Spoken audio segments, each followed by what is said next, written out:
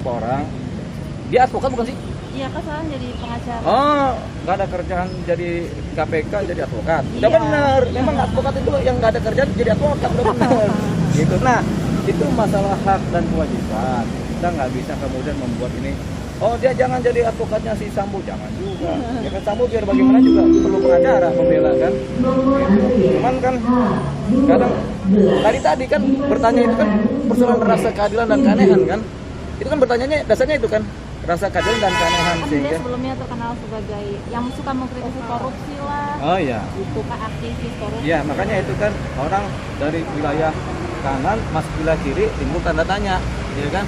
Pertanyaannya saya harus menjawab pertanyaan ini kan? Tawarin berapa ya? Iya kan? Nah itu saya nggak berani menjawab karena itu bukan wilayah saya.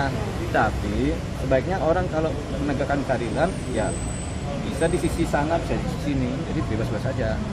Katanya sih dia akan janji akan objektif. Cuma Iya. gimana mau objektif orang Iya. jadi pengacara pembela PC? Betul. Mana mau objektif ya?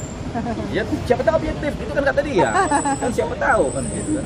Jadi anggap aja nanti dia kata-katanya bisa dipegang. Biasanya orang-orang kaliber begitu kata-kata bisa dipegang. Gitu. Ya kan? Pegang aja kata-katanya. Cuman yang bisa dipegang kan handphone. Kalau kata-kata tuh kemana-mana nangkapnya susah gitu.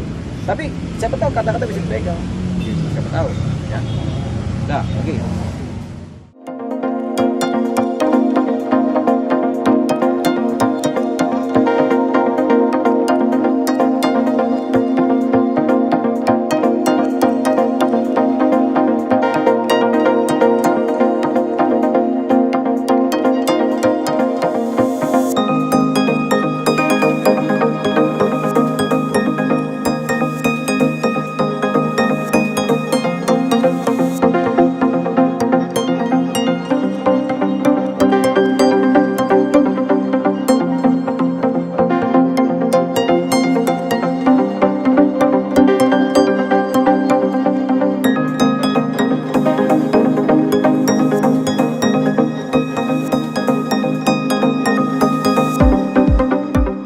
Dan peran advokat itu adalah memberi pelayanan jasa hukum baik di dalam maupun di luar pengadilan.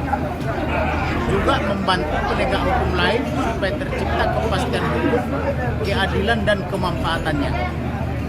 Jadi bukan untuk memenangkan perkara, bukan, tetapi untuk melindungi hak-hak kliennya supaya tidak terampas atau tidak terabaikan secara hukum.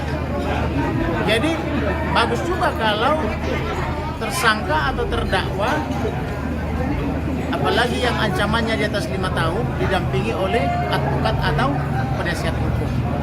Jadi soal pergantian penasihat hukum atau pergantian advokat itu biasa. Mungkin saja dengan yang dulu sudah tidak nyaman karena rekan saya yang dulu itu Patra MJ kan jadi bahan olok-olokan daripada masyarakat tuh, dibikin di TikTok, dibikin di mana-mana. Dan beliau juga saya lihat sportif, dia juga tidak mau bicara lagi karena merasa dibohongi kan gitu, karena merasa di prank. Nah kemudian karena beliau sudah tidak mau bicara lagi, mungkin juga beliau sudah mundur kan kita nggak tahu. Jadi wajar kalau ada misalnya penambahan advokat atau personil yang baru. Tetapi harapan saya advokat itu adalah membimbing kliennya ke jalan yang benar. Jangan sampai gara-gara berdusta, gara-gara menyuap, bukannya masuk surga tapi masuk neraka. Jadi fungsi advokat itu ada fungsi edukasi, yaitu menyadarkan kliennya, membawa ke jalan yang benar, sehingga klien itu sadar dan bertobat. Ini yang paling inti. Orang boleh-boleh saja latar belakangnya pelaku kejahatan, tetapi ada masanya, ada pertobatan, kan itu yang paling penting. Tetapi kalau sudah jahat, misalnya sudah membunuh, tapi masih melakukan obstruction of justice, itu yang nggak benar. Berarti siap-siap masuk neraka kalau tidak lagi kesempatan bertobat, dan siap-siap hukuman mati. Karena membunuh itu, apalagi dengan terencana, sesuai pasal 340 ancamannya hukuman mati.